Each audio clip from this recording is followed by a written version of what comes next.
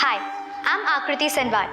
14 साल की हूँ मैं और आज मेरा रिजल्ट आया है और मुझे मैथ्स में डिस्टिंक्शन मिला है। मॉम डैड तो कितने खुश थे। अब मैं 19 साल की हो गई हूँ। आज मेरा ब्रेकअप हो गया और इस हार्ड टाइम में मॉम डैड ने मेरा बहुत सपोर्ट किया। मॉम ने मुझे जोर से हग किया और मुझे संभाल लिया। अब मैं 24 साल की हो गई हूँ। आज मैंने फाइनली अपना और मॉम डैड का सपना पूरा किया है। मैं भी उनकी तरह एक डॉक्टर बन गई हूँ। वो दोनों बहुत खुश हैं और उन्हें लगता है कि मैं आगे जाके ज़रूर अपनी लाइफ में कुछ अच्छा करूँगी। हे, आई एम 27 नाउ और आज मेरी शादी है। मॉम डैड खुश तो बहुत हैं, लेकिन अपने आंसू नहीं छुपा पा रहे। अब मैं 30 साल की हो गई हूँ। आज मुझे माँ बनने के बाद पता चला कि मॉम डैड मुझे अपनी जान क्यों बुलाते थे। लेकिन अफसोस, मेरे सारे सपने ही बनकर रह गए, जिन्हें मैं जीना चाहती थी। मेरे 14 बर्थडे के एक हफ्ते पहले मेरी लाश मेरे ही घर में, मेरे ही कमरे के अंदर, मेरे ही बेड पर पाई गई। और पिछले 10 सालों से ये सवाल वैसे का वैसा ही बना रह गया कि आखिर मुझे मारा किसने है। हम सबकी जिंदगी सवालों से घिरी है। कुछ सवाल आसान हैं, कुछ सवाल मुश्किल हैं, लेकिन कुछ सवाल ऐसे होते हैं जिनका जवाब हम कभी नहीं ढूंढ पाते। एक 13 साल की बच्ची और एक 45 साल के आदमी का खून हुआ था। बहुत लोगों पर इन दोनों के कत्ल के इल्जाम लगाए गए। मीडिया, सीबीआई, पुलिस सब ने अपने अपने तरीके से छानबीन की और तर्क दिए। बहुत तमाशा भी हुआ, लेकिन ना तो हत्यारा मिला और ना ही हत्या का मकसद। आज भी इन दोनों की लाशें हमसे सवाल पूछती हैं कि अगर इनका कत्ल हुआ है तो कोई ना कोई तो कातिल होगा। तो फिर क्यों कानून के हाथ आज तक कातिल के गिरेबान तक नहीं पहुंच पाए? क्यों कातिल पूरे समाज के सामने बेनकाब नहीं हुआ? आइए हम सब मिलकर इस केस की एक एक परत को हटाते हैं और देखते हैं कि इन 10 सालों के दौरान आखिर इस केस में क्या क्या हुआ।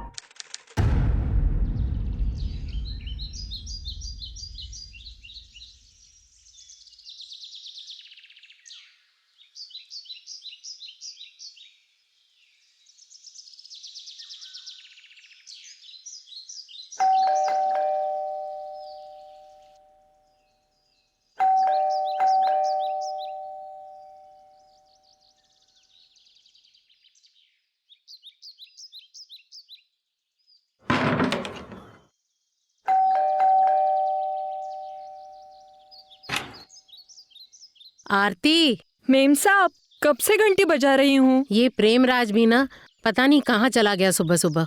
बीच का डोर भी बाहर से बंद है। अब तू अंदर कैसे आएगी? अब बालकनी से चाबी फेंको ना, मैं लेके आती हूँ। फेंकती हूँ। हाँ।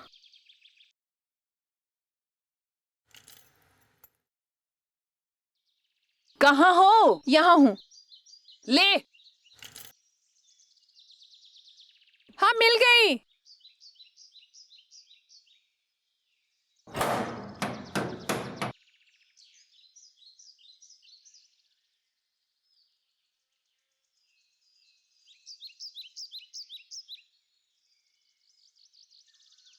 Good morning. मैं अक्कू को उठाती हूँ। Good morning.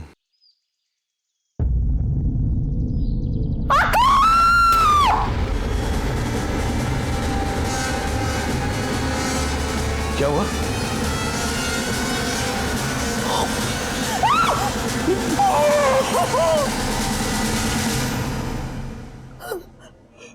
ये क्या हो गया आकृति बिटिया को?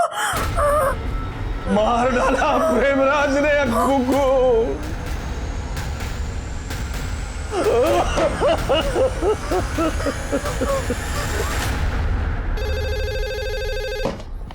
जय हिंद। क्या?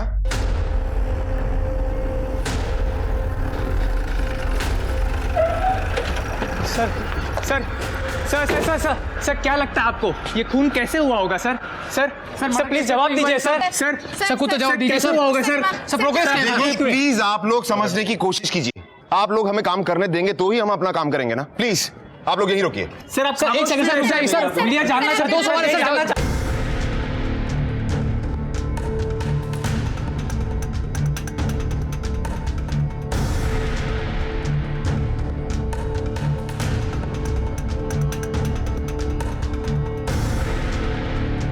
Hello sir. Sir I am Rakesh Shanwar. मैं आकृति का चाचा हूं सर। आप ये बात अच्छी तरह से जानते हैं, क्राइम सीन पर पुलिस के अलावा और कोई नहीं होना चाहिए, और आपने यहाँ पर लोगों का मेला लगा रखा है, किस लिए? सर चलिए। क्या हो रहा है यहाँ पर? मिर्ची बजा रही है, यहाँ मजाक चल रहा है, डेड बॉडी यहाँ पर पड़ी हुई है, और आप लोग ऐसे कर रहे हैं जैसे गार्डन में घूम रहे हैं। निकलिए यहाँ से। चलिए बाहर चलिए। सर इस जगह ऑलरेडी इतने सारे लोग आ जा चुके हैं, सारे एविडेंस और प्रूफ करप्ट हो गए होंगे, और ऐसे में किसी प्रॉपर क्लू का मिलना बहुत मुश्किल होगा सर। जस्ट ट्राई, हो सकता है कुछ मिल जाए। I will try my best sir. आपने भतीजी का नाम क्या बताया था? आकृति। आकृति। इसके पेरेंट्स का है? जी अपने कमरे में। आइए।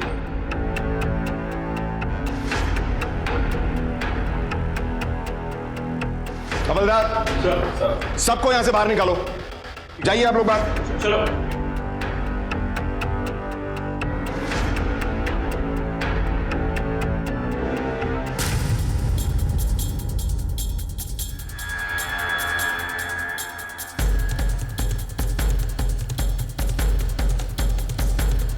शर्मा।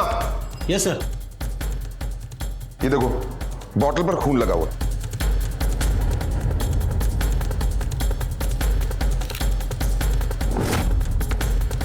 आप आइए। जी सर। भाभी संभालिए अपने आप को। महेश जी आप भी संभालो अपने आप को। महेश, पुलिस वाले आए हैं। Find him out, find him, that bloody Premraj, उसी ने हमारी बेटी को मारा है। कौन है ये प्रेमराज? हमारे घर का नौकर है, यहाँ काम करता था। आपसे कुछ सवाल पूछना चाहता हूँ। For what? आप ये सवाल जवाब में अपना समय क्यों बर्बाद कर रहे हैं? जाइए उसे ढूंढिए, इससे पहले कहीं वो दूर न निकल जाए। ढूंढिए उसे। डोंट वरी, हम उसे ढूंढ निकालेंगे। आप समझ नहीं रहे हैं officer. I want you to find him now.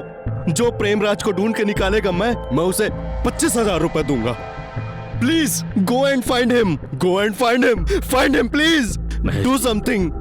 संभालिए अपने आप को, संभालिए। आप ढूंढिए उसे। महेश प्लीज, पुलिस आ चुकी है ना, वो लोग ढूंढ निकालेंगे। बैठ जाइए। तू परेशान मत हो। अरे परेशान ना हूं मैं। मिस्टर महेश, संभालिए अपने आप को। हमारी बच्ची हमने खो दी। देखिए हम यहाँ पर आपकी मदद करने के लिए आए हैं।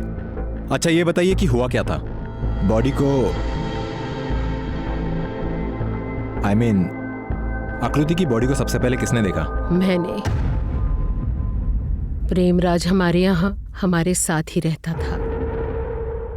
हर रोज वो सुबह 6 बजे उठ जाता था, पर आज करीब 7:30 बजे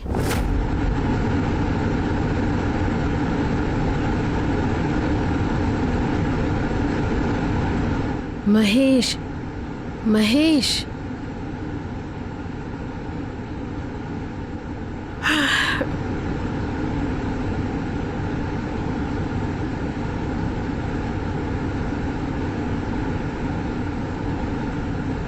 प्रेमराज,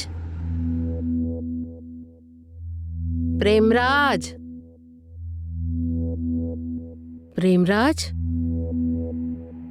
प्रेमराज कहाँ चला गया?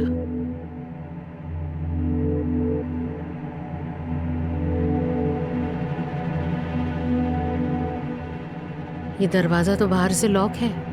प्रेमराज, प्रेम,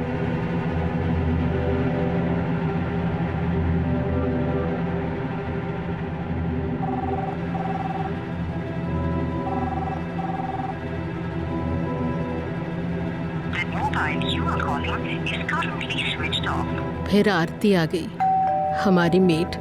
मिडिल डोर बाहर से बंद था तो मैंने चाबी बालकनी से फेंक दी। फिर मैं रोज की तरह अक्कू को स्कूल के लिए उठाने गई उसके कमरे की तरफ।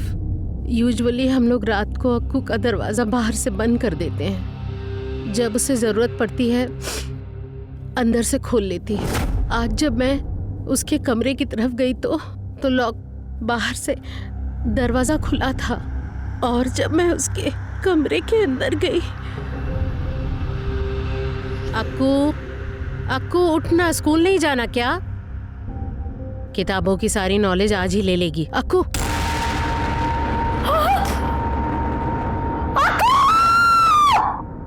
हम भी इनकी चीख सुनकर ही आए थे। पुलिस को आपने फोन किया था? नहीं, लेकिन मैंने सिक्योरिटी गार्ड को बोला था पुलिस को फोन करने के लिए।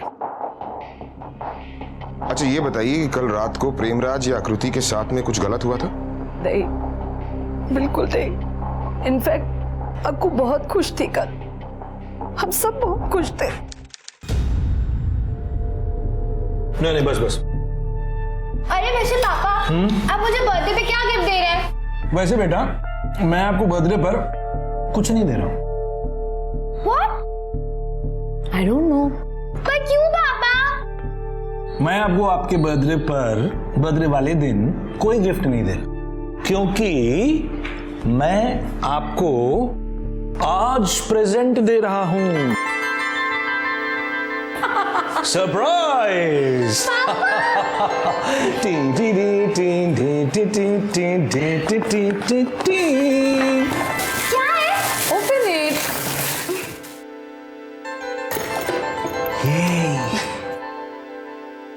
Oh God, camera! ये Thank you so much पापा, for ये बेस्ट पापा हो। Oh God, मम्मा आओ ना एक पिक लेते हैं। अरे आओ ना, अरे आओ आओ। अरे हाथ तक नहीं। ओहो मेरे शाम भी ना।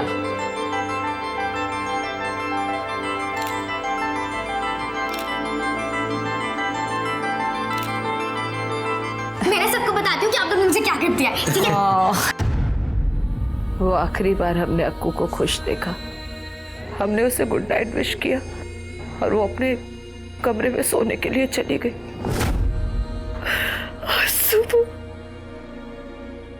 सर आकृति के कमरे को हमने अच्छे से चेक कर लिया सर। आकृति का मोबाइल जब्त कर लो।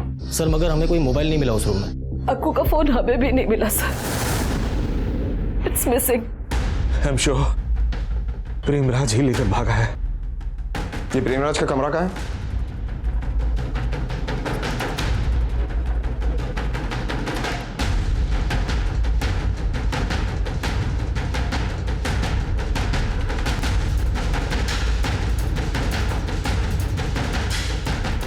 बिस्तरा बंधा हुआ है और खाना वैसे का वैसे ही पड़ा है।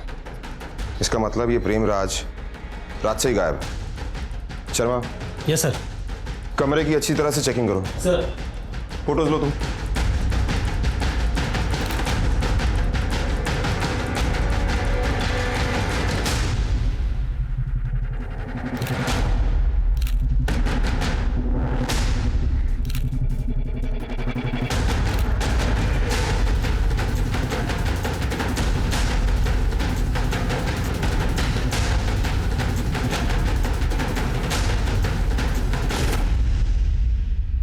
पूरी सोसाइटी में सुबह से हलचल मची हुई थी। डर और मायूसी का माहौल था। सनवार के रिश्तेदार, पड़ोसी, मीडिया, पुलिस सभी लोग उस सोसाइटी में इकट्ठे हो गए थे और मीडिया ने तो टीआरपी की भूख में क्राइम स्पॉट को भी नहीं बख्शा था। एक सवाल यह भी उठता है कि क्या मीडिया के लोगों को ऐसा करना चाहिए, क्योंकि इससे पुलिस की मुश्किलें और बढ़ने वाली थी। सर हम इस बॉडी को पोस्टमार्टम के लिए ले जा रहे हैं।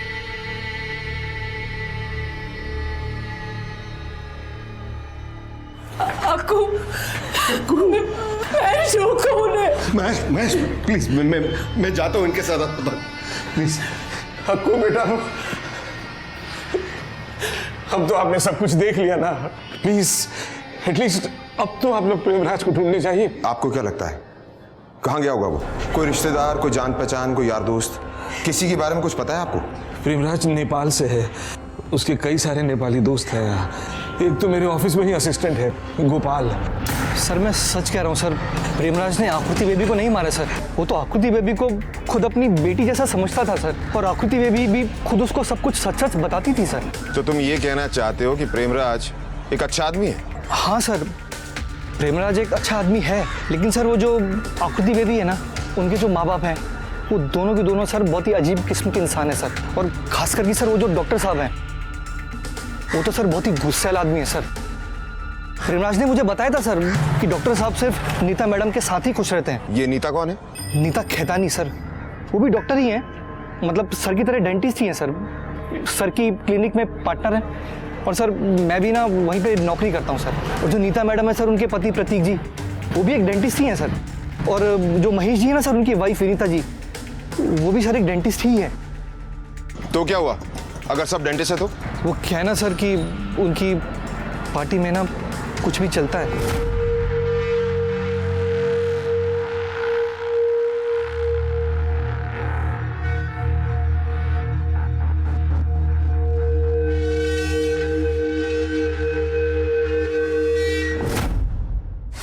Damn it! टेरेस की चाबी क्यों चाहिए? सर हमने आकृति के मैटर्स का सैंपल ले लिया है और अब हम उसे मैटर्स को छत पे रखना चाहते हैं सर। जो चीज जहां है वही रहने दीजिए ना। महेश भाई आप शांत हो जाइए। सर एक्चुअली हमें उसके रूम को अच्छी तरह से चेक करना होगा, जिसके लिए मैटर्स को हटाना जरूरी है। महेश, अंदर चेक कर लिया है, टेरेस की मिल नहीं रही है। अरे मैट्रेसेस ही रखनी है ना, एक काम करो मेरे घर की टेरेस पे रख दे रहा हूँ। और इधर रखो, यहाँ रख दो, ठीक है चलो।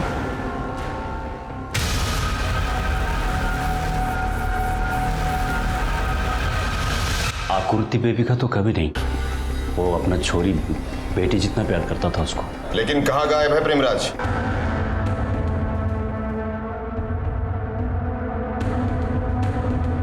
साहब एक मिनट, वो साहब लोग है ना, वो मैं साहब का दोस्त, वो उनको पता चलेगा ना मैंने आपको कुछ बोला तो हमको बहुत भड़केगा साहब। वो प्रेमराज वहाँ काम करके बहुत परेशान था, वो दूसरा जगह काम भी ढूंढ रहा था। वो डॉक्टर साहब बहुत गुस्से वाला आदमी है ना, बहुत भड़कता है और छोटी छोटी बातों पे बहुत गुस्सा करता था। लेकिन आकृति के कत्ल के बाद से प्रेमराज गायब है, शक तो उसी पर जाएगा ना? साहब वो कुछ दिन पहले प्रेमराज को कोई जान से मारने की धमकी दी थी। किसने दी थी धमकी? ये नहीं पता साहब जी। देख, सब कुछ सच सच बता दे। हम सच कह रहे हैं साहब, हमको कुछ नहीं पता। वो प्रेमराज है ना, उसका छोरी और जमाई जुद्दा दिल्ली में रहता है, शायद उसको कुछ मालूम होगा साहब। नहीं साहब जी, हमारा ससुर जी ने हमको कभी नहीं बताया कि उनको कोई जान से मारने का धमकी दिया है। हाँ सर जी, बा कभी कुछ बात नहीं करता था। और वो कहा है हम नहीं जानते साहब जी। लेकिन तुम ये तो जानते हो ना कि प्रेमराज नेपाल में कहाँ रहता है? हाँ साहब, जानता हूँ ना। ठीक है, तुम अभी हमारी टीम के साथ नेपाल जाओ और उसे ढूंढने की पूरी कोशिश करो। ठीक है साहब।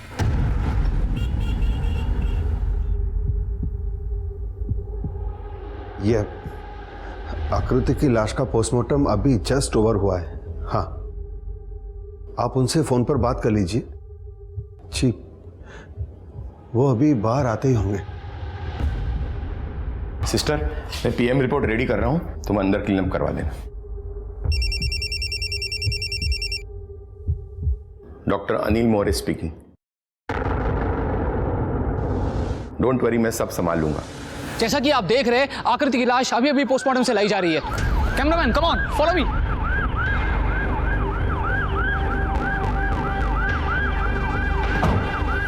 सर प्रेमराज के बारे में कोई जानकारी मिली? सर प्लीज शेयर कीजिए जानकारी। कब मिलेगी? देखिए प्लीज मेरी बात सुनिए, हमें अपनी बच्ची को एक बार अपने घर ले जाने दीजिए प्लीज। सर दो साधारण से सवाल जानना चाहता है सर। पूरा देश जानना चाहता है सर। सर आप चुप क्यों हैं? पूरा देश जानना चाहता है। ये तो बता दीजिए। डॉक्टर महेश और विनीता उसके साथ ही खत्म हो गया। घर का नौकर फिलहाल उसका खून करके फरार है। तो क्या आकृति को मारने के बाद प्रेमराज ने शराब पी? आखिर इस निर्मम हत्या का क्या उद्देश्य रहा होगा? उसका बर्थडे भी था। We were so excited to celebrate. न शोष्यते मारुतः न त्वेवाहं चातुनाशम्।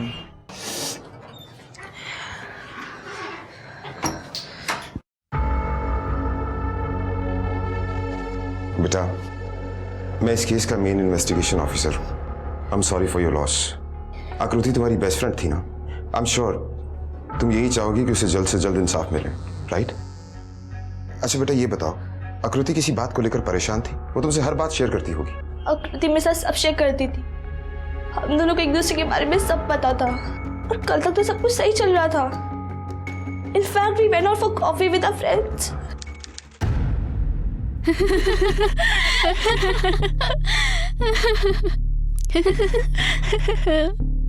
गाइस चलो जल्दी जल्दी। गाइस यहाँ पे चेयर्स काफी कम है, let's sit outside. Come. No way, I am all set. तू आयुष के साथ उस कपल टेबल पे बैठना। Shut up Tina. What shut up? वैसे तो you keep on chanting his name all time. Ayush Ayush. Phone पे घंटों बात करते हो, फेस टू फेस बात करने में क्या प्रॉब्लम है? कुछ भी ना। व्हाट कुछ भी? You also know he likes you. तू जाना, डोंट डिस्टर्ब मी। चलो गाइस लेट्स ऑर्डर समथिंग। क्या कोल्ड कॉफी या चॉकलेट कॉफी? Oh okay.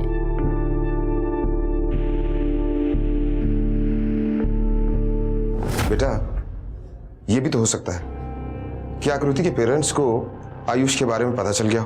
क्या आयुष का आकृति पर क्रश है और आकृति के पेरेंट्स ने आकृति से कन्फ्रंट किया हो? कोई आर्गुमेंट हुआ हो? कोई बहस? Not possible sir. क्या आकृति अपने पेरेंट्स के साथ सब शेयर करती थी, स्पेशली विनी आंटी। और कुंवर विनी आंटी बेस्ट फ्रेंड्स है। आई मीन चलिए, अंतिम यात्रा का समय हो गया है।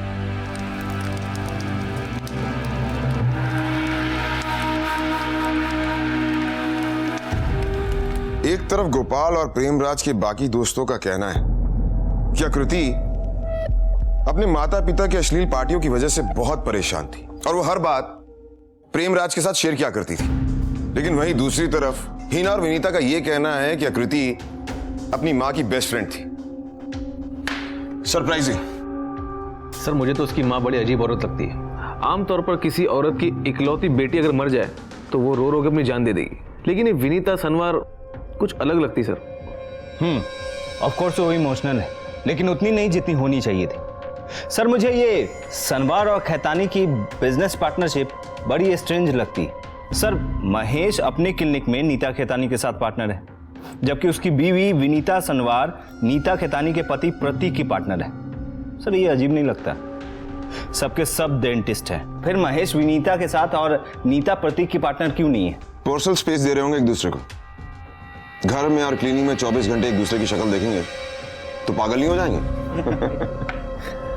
लेकिन पॉसिबिलिटी ये भी हो सकती है कि इन कपल्स के बीच में कुछ गलत चल रहा हो, जैसा कि गोपाल ने कहा। लेकिन किसी भी राय पर पहुंचने से पहले हमें प्रेमराज को पकड़ना होगा। उसका जल्द से जल्द पकड़ा जाना हमारे लिए बहुत जरूरी है।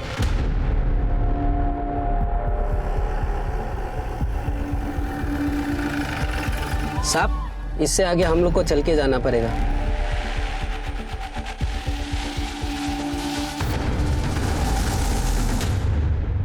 हमको पता नहीं चला कि हमारा श्रीमान गायब है। उसका कुछ फोन आया था या उसने कुछ बताया कि कब घर आने वाला है?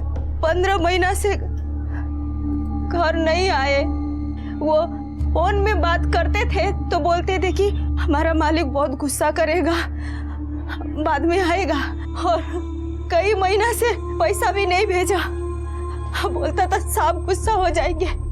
वो नहीं मारा, वो नहीं मारा छोरे को।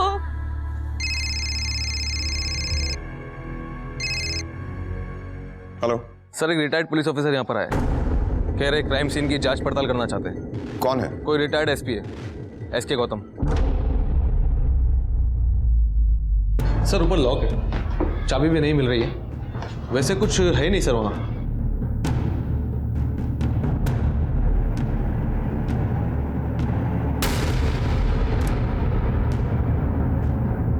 कुछ है नहीं?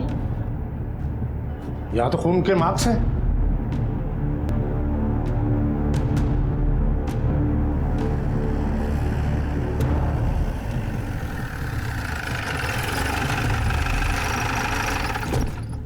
तुम लोगों ने ऊपर टेरेस चेक किया या नहीं? नहीं सर, चाबी मांगी थी लेकिन मिल ही नहीं रही है। हाँ सर, ही इज राइट। इनको भी जब एक मैट्रेस ऊपर रखनी थी तो पड़ोसी के टेरेस पर रखी थी।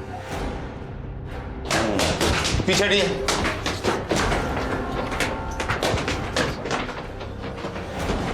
कमाल है, आपको ताले के ऊपर खून के निशान नजर नहीं आए? ऑफिसर, आई मस्ट से आपने एक बहुत ही इंपॉर्टेंट एविडेंस मिस कर दिया है। राम सिंह, ताला तोड़ने का इंतजाम करो। जी साहब।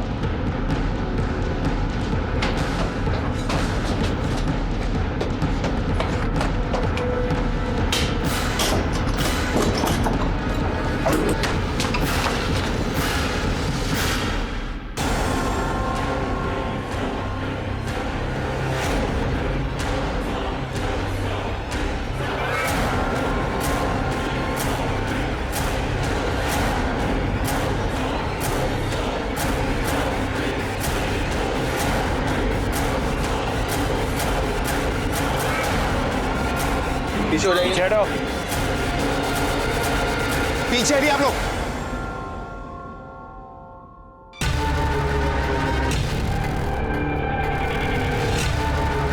ऑफिसर, इंस्पेक्टर, इसके प्रिंट्स लो और फौरन इसे फिंगरप्रिंट एक्सपर्ट के पास लैब में भेज दो। जी पासवान। सर, कोई इस लाश को पहचानता है? जानता है किसकी लाश है ये?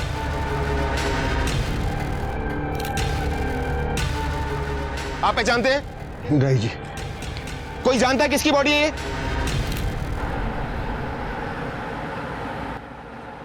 हेलो मिस्टर महेश, देखिए आपके घर की छत पर एक आदमी की लाश मिली है। प्लीज आप लोग वापस आइए।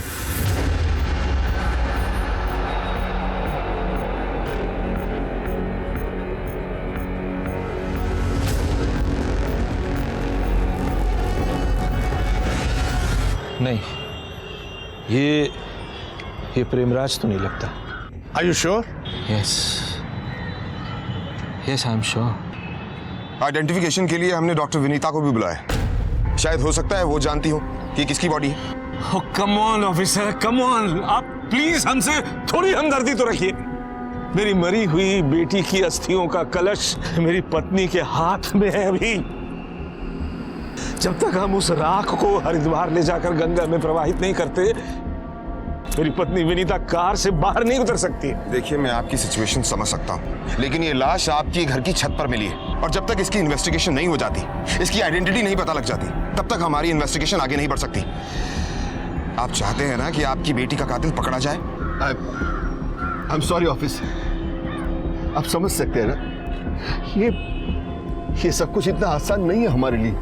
एंड महेश प्लीज, पुलिस को अपनी कार्रवाई करने दो, पूछने दो विन्नी से। अरे भाई साहब, लेकिन हम लोग प्लीज।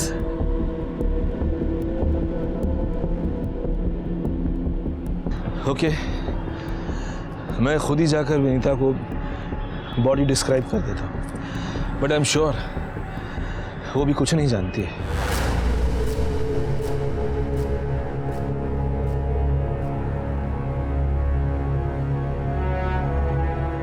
विनी, हमारे घर की छत पर पुलिस को एक आदमी की लाश मिली है, पीले रंग की टी शर्ट में, एक हाथ में कड़ा है। पुलिस का कहना है कि प्रेमराज की बॉडी है, पर मुझे नहीं लगता। तुम्हें क्या लगता है? वही होगा। रात उसने वैसे ही टी शर्ट पहनी थी।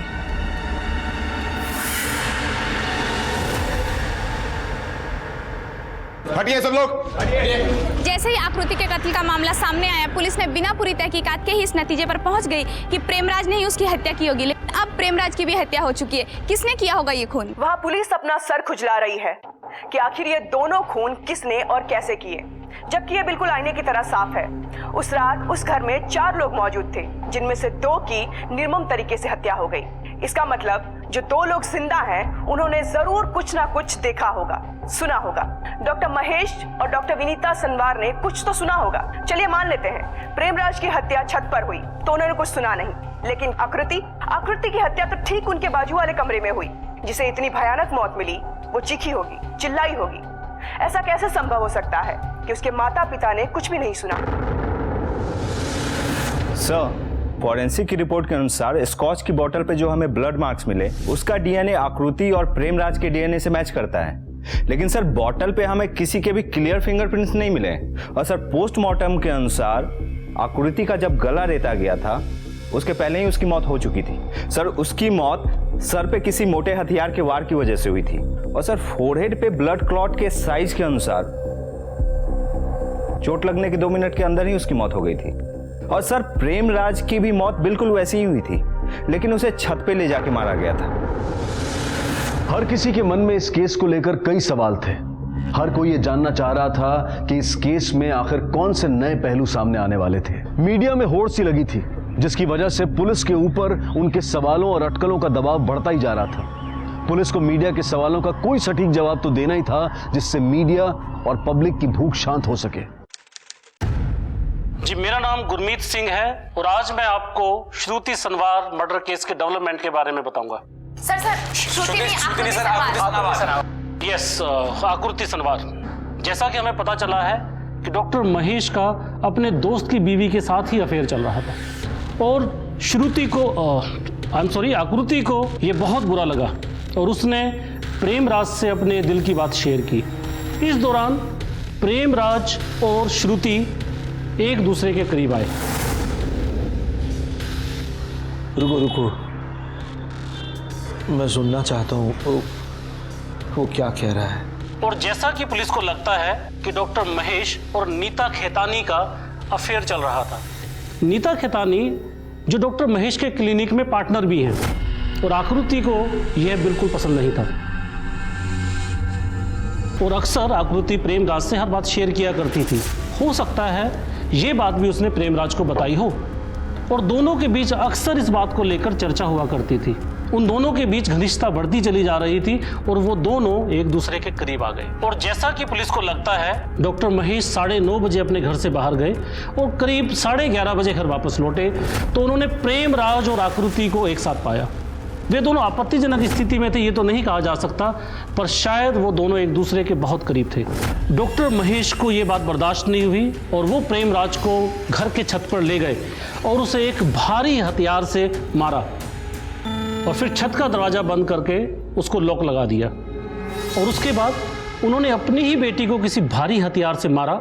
दोनों हत्याएं करने के बाद जब उनको एहसास हुआ तो अपने आप को शांत करने के लिए उन्होंने हॉल में बैठकर शराब भी पी और हमें लगता है कि कुछ ठीक ऐसा ही हुआ होगा। Thank you. आपके सबूत के बिना पर इतना कुछ कह रहे हैं। सर मैं आपको कुछ नहीं बता सकता। Thank you. इन्होंने खून किया या नहीं? Sir action sir. Officer, what the hell was that? Press conference में ये बकवास क्यों होने दिया आपने? क्यों? डॉक्टर साहब, आपके सारे सवालों के जवाब आपको बहुत जल्द मिल जाएंगे, लेकिन उससे पहले कांस्टेबल सरला, डॉक्टर नीता, आप इनके साथ जाकर अंदर बैठिए। मुझे डॉक्टर साहब से कुछ जरूरी सवाल करने हैं। जी नहीं, मैं कहीं नहीं जाऊंगी। आपको जो कुछ भी पूछना है मेरे सामने पूछे please. It's okay Vini, but Mahesh, तुम जाओ। इतने घटिया एलिगेशंस लगने के बाद मैं भी देखना चाहूंगा कि और क्या सवाल पूछना बाकी है। तुम जाओ।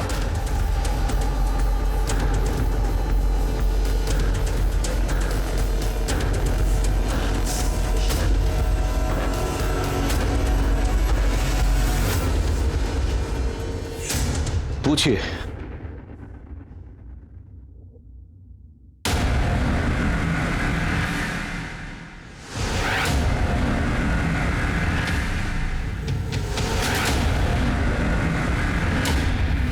अभी अभी ये न्यूज आई है कि डॉक्टर महेश सनवार को अपनी ही बेटी आकृति सनवार और नौकर प्रेमराज के कत्ल के जुर्म में गिरफ्तार कर लिया गया है। लोकल मजिस्ट्रेट ने अभी अभी उन्हें गिरफ्तार करने के ऑर्डर्स दिए हैं। अम्मी, ये महेश अंकल को अरेस्ट नहीं कर सकते, उन्होंने कुछ नहीं किया।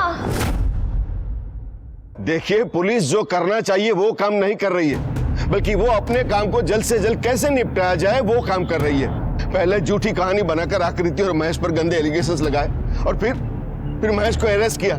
I mean what? Sorry, that's the only why I want CBI to intervene to help us getting the justice. मैं चाहता हूं कि इस केस की तहकीकात CBI खुद करे।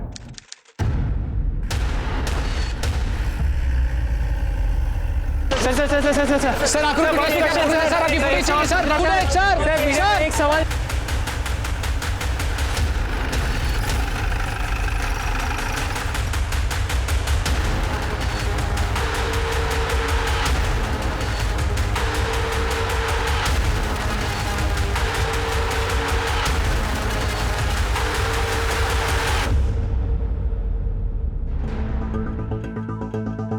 फोटोज है ना?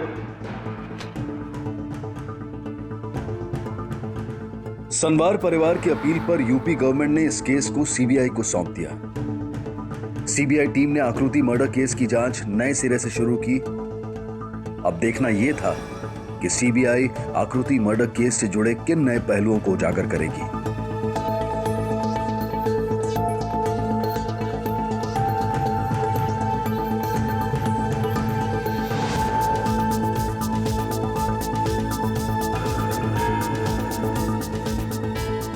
पुलिस ने अपनी पहली थ्योरी ये बनाई थी कि उस रात डॉक्टर महेश और डॉक्टर विनीता ने कोई आवाज़ नहीं सुनी, क्योंकि उन दोनों के अकॉर्डिंग वो दोनों सो रहे थे। उनके कमरे का एयर कंडीशनर चल रहा था, जिसकी वजह से बहुत ज़्यादा शोर हो रहा था। दोनों रूम्स बंद थे, इसलिए कोई आवाज़ ही नहीं आई। साउंड एक्सपर्ट को बुला लो। ठीक है सर। आप ready? Yes sir. Ready? Ready sir.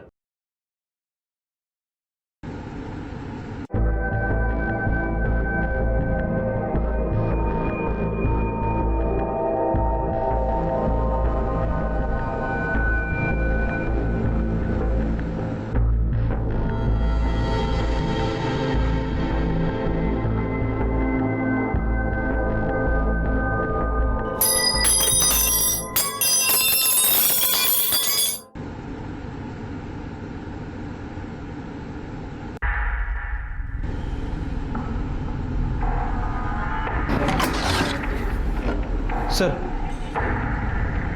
कुछ आवाज आई क्या? नहीं तो।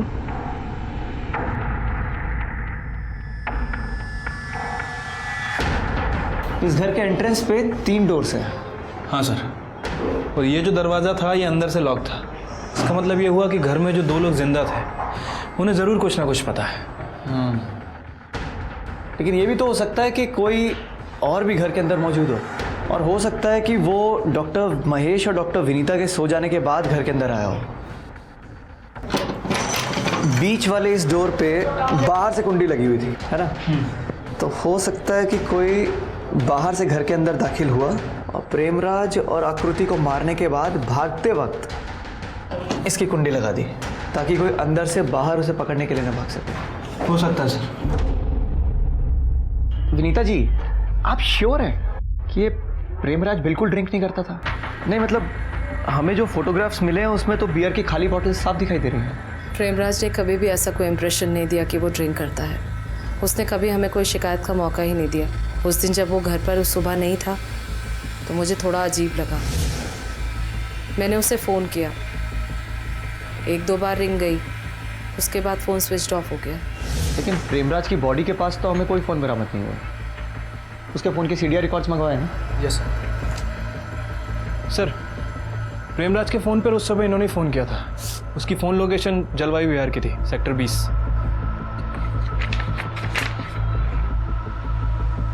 जलवायु विहार सेक्टर 20। कोई रहता है वहाँ? प्रेमराज का कोई रिश्तेदार, जान पहचान वाला कोई भी? गोपाल? नहीं सर, मैंने प्रेमराज का फ़ोन नहीं देखा। किसके पास होगा मुझे नहीं पता। अच्छा गोपाल, एक बात बता, ये प्रेमराज का किसी से कोई झगड़ा वगड़ा था क्या? किसी तरह की कोई दुश्मनी किसी से? नहीं सर, कोई दुश्मनी नहीं थी।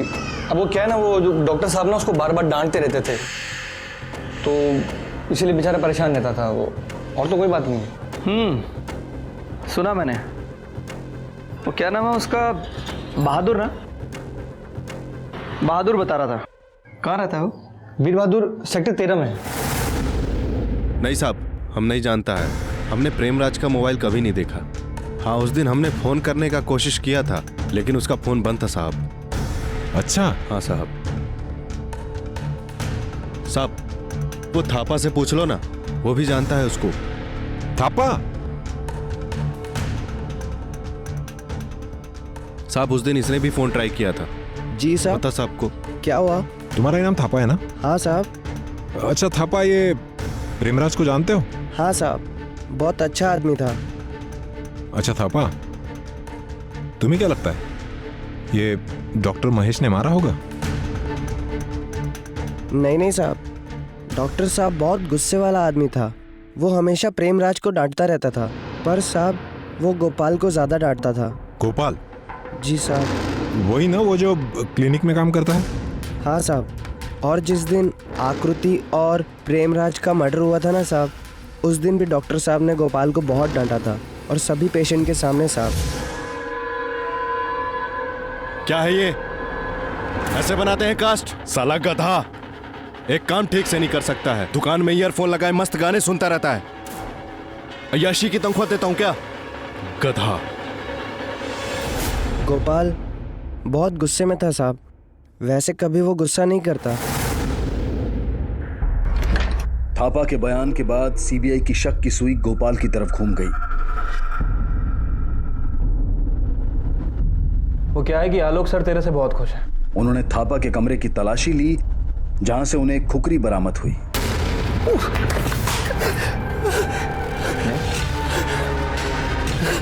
Sir sir sir please sir, sir मैं निर्दोष हूँ सर, सर प्लीज सर मुझे जाने दीजिए सर, सर मैंने कुछ नहीं किया सर, कसम से। तूने जो किया है तो मैं तुझे याद दिलाऊंगा। हमारी इन्वेस्टिगेशंस और मौजूदा सबूतों के बिना पर हम लोग इस नतीजे पर पहुंचे हैं कि सुबह जब डॉक्टर महेश सनवार ने गोपाल को उसके काम में लापरवाही बरतने के लिए डांटा तो गोपाल बहुत गुस्सा हो गया।